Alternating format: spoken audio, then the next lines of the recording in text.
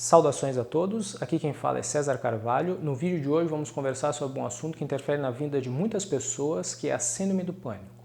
Bom, síndrome do pânico, crises de pânico, ataques de pânico, tudo isso se refere à mesma coisa, que é uma situação em que a pessoa está passando por uma sobrecarga de estresse, uma crise vital e o seu organismo, a sua fisiologia não está conseguindo se ajustar de forma assertiva a essa sobrecarga de estresse. De tal forma que a pessoa começa a ter crises de ansiedade, de nervosismo, eventualmente de desespero, que pode cursar com alguns sintomas físicos, como por exemplo dor no peito, falta de ar, tremor, essas crises de tremedeira.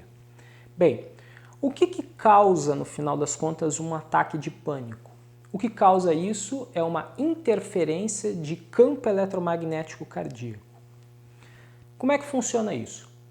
Tudo que tem corrente elétrica emite campo eletromagnético. Isso pode ser aparelhos eletrônicos, como por exemplo um computador, fone de micro-ondas ou mesmo um aparelho telefônico celular, e mesmo seres vivos, como plantas, animais e mesmo nós seres humanos. O que ocorre? Os nossos órgãos, os nossos músculos, por eles passa a corrente elétrica e, portanto, emite um campo eletromagnético. O órgão que nós temos que emite o maior campo eletromagnético é justamente o coração, inclusive mais do que o cérebro, né, como alguns talvez poderiam estar pensando. O que ocorre? O campo eletromagnético cardíaco no ser humano, ele tem um raio, uma distância de até 3 metros, eventualmente um pouco mais, 3,5 metros. Então o que acontece? Quando duas pessoas estão próximas uma da outra, o campo eletromagnético cardíaco de uma pessoa interfere com o campo eletromagnético cardíaco da outra. Isso é um processo fisiológico, isso é normal que ocorra. E a gente vai ver várias situações que isso acontece. Por exemplo, tu está num determinado ambiente e naquele lugar tem uma pessoa que não gosta de ti e tu começa a ter uma sensação meio desagradável com aquilo. Às vezes, esse desgosto de uma pessoa com outra, essa antipatia é algo velado, não foi exatamente aberto ainda, mas o fato é que tu se sente desconfortável quando tu chega próximo dessa pessoa, ou às vezes de surpresa quando ela vem se aproximando de ti, tu ainda nem viu ela, mas tu já começou a ter aquela sensação ruim. Isso ocorre por quê? Por essa interferência de campo eletromagnético cardíaco de uma pessoa com a outra. Ou, por exemplo, tu ouve uma determinada história, por exemplo, o telefone que alguém te conta e tu desconfia que aquilo ali deve ser mentira. Aí o que é muito comum, algumas pessoas pensam assim, não, eu tenho que olhar a pessoa, conversar com ela pessoalmente, no olho, que é para mim ver se ela está mentindo ou não. Na verdade, esse olho no olho não é bem olho no olho, né? Mas é principalmente interferência de campo eletromagnético cardíaco. Tanto que uma pessoa, quando ela está mentindo, o que ocorre? O coração dela começa a bater numa frequência mais rápida, mais acelerada. E a pessoa, se está próxima fisicamente, ela consegue sentir isso. Tanto que os próprios testes, né, de detecção de verdade, de mentira, uma das premissas que eles utilizam é justamente essa alteração da frequência cardíaca, né, que nós conseguimos sentir e que com treino a gente aperfeiçoa mais, inclusive. Né. Isso acontece para coisas ruins, mas também para coisas boas. Né? Por exemplo, às vezes pessoas vão se reunir para fazer uma prece, por exemplo, para rezar. Tu vai ter aquelas pessoas que conseguem irradiar uma sensação de conforto, de bem-estar mais fácil, justamente por um dos parâmetros, né? Não é só isso, mas um dos parâmetros é a frequência cardíaca e a interferência de campo eletromagnético cardíaco. Então essa pessoa consegue beneficiar outras com a sua presença ali durante a prece. Bom, a pessoa que tem síndrome do pânico, então, o que ela tem é um distúrbio nessa sensibilidade de campo eletromagnético cardíaco, que ele está sensível excessivamente, de tal forma que qualquer tipo de desencadeante mínimo começa a gerar problema. Então, por exemplo, às vezes a pessoa está num lugar, por exemplo, com muita gente, por exemplo, o que acontece ali? O campo eletromagnético cardíaco das outras pessoas acaba que interfere no campo eletromagnético cardíaco dela, né? E a pessoa começa a ter essa crise de pânico. Então o coração ele bate uma frequência, ele fica oscilando e não consegue se organizar num ritmo próprio.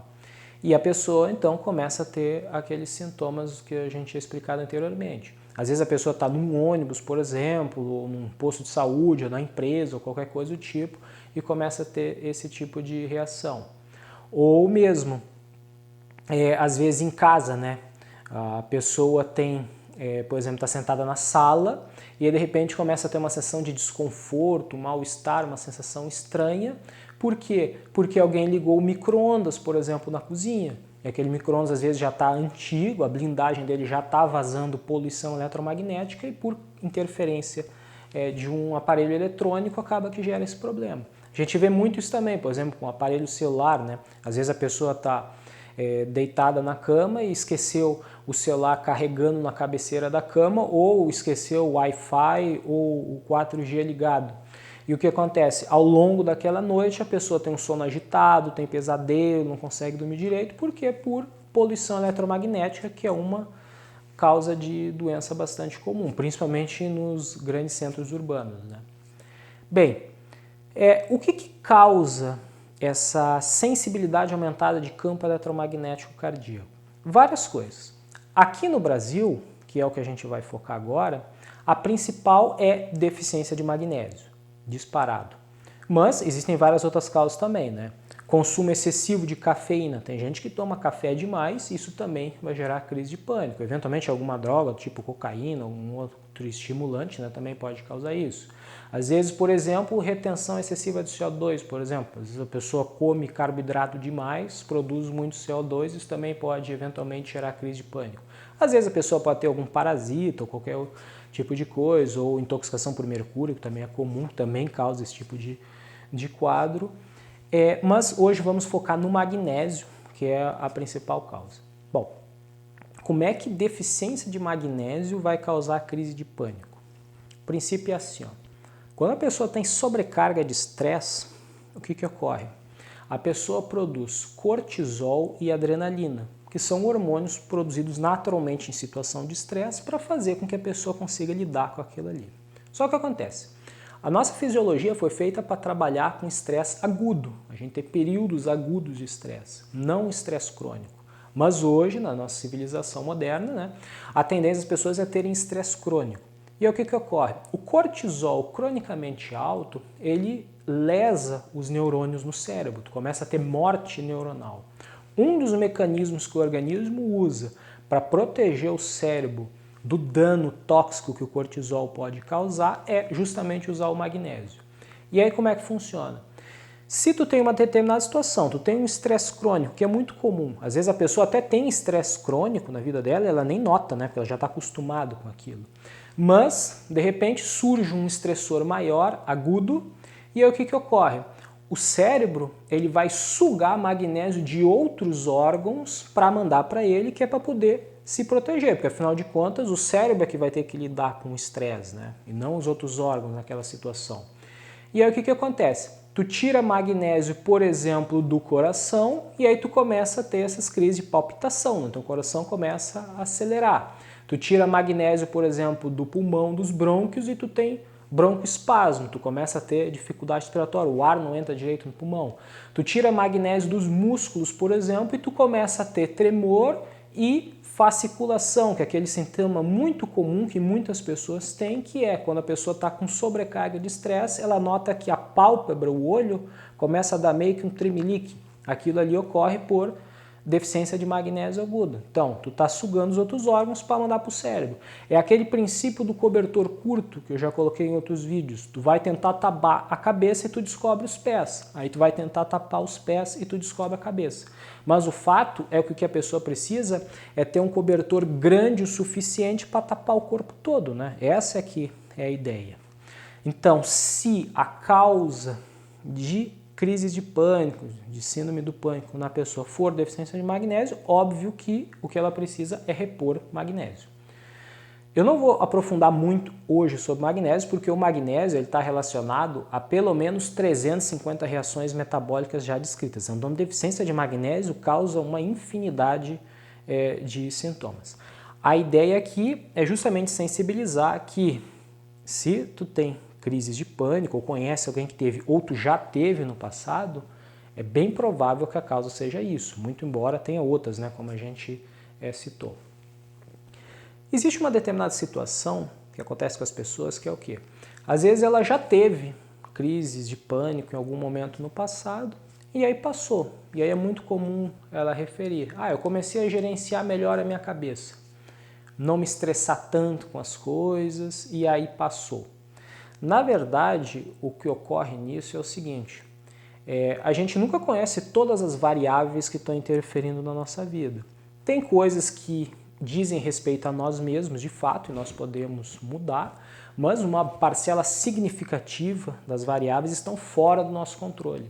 O fato é que a vida ela tem altos e baixos. Tem períodos que a gente está com uma sobrecarga de estresse maior e tem momentos que ela diminui, depois aumenta, depois diminui. O que com muita frequência ocorre em situações desse tipo, de uma pessoa que já teve crises de pânico, crise de ansiedade, e meio que de repente passou, são duas situações. Uma, essas situações de estresse que ela desconhece, essas variáveis que simplesmente reduziram, e aí, obviamente, o estresse sobre o organismo dela diminuiu, e aí meio que ela tem a impressão que passou. E em outras situações é realmente a forma como ela está gerenciando o estresse. Só que forma de gerenciar estresse é muito complicado, tá? Porque é muito difícil que pessoas reais consigam diminuir a sua carga de estresse, tá? Isso funciona mais na teoria do que na prática, tá? Se tu tem alguém na família, por exemplo, que te gera um desgaste emocional, ou tu tem um trabalho que é extremamente estressante, tu dificilmente vai conseguir mudar muito isso aí. O que com muita frequência acontece é o quê? Situação de trabalho, por exemplo, tu reduz a tua carga de trabalho, começa a trabalhar menos ou troca por um trabalho menos estressante. Ou, por exemplo, a pessoa tem uma situação de um conflito familiar complicado e o que ela faz é que ela simplesmente para de intervir. Só que isso não está resolvendo o problema. E a gente sabe como é que é. Esse tipo de problemas eles são que nem uma bola de neve. Ele vai crescendo, crescendo, crescendo até que o momento a coisa estoura. E é por isso que a gente vê, tem períodos que a pessoa tem essas crises de pânico e passa. E aí meio que sem uma explicação aparente. E aí de repente, depois de alguns meses, alguns anos, volta de novo. E às vezes quando volta, a pessoa já tem alguns outros problemas de saúde junto. Como por exemplo, a pessoa já tem problema de pressão alta, a pessoa já tem problema de diabetes, já tem alguma outra coisa mais complicada. Inclusive, aqui no Brasil, uma das principais causas de hipertensão é justamente deficiência de magnésio, que é muito comum. A gente vê pessoas que têm crises de ansiedade em algum momento na vida, crise de pânico. Aí de tempos em tempos começa essas crises de ansiedade a estar associada a picos de pressão alta até o momento que a pessoa fica hipertensa de fato. Por hoje era isso.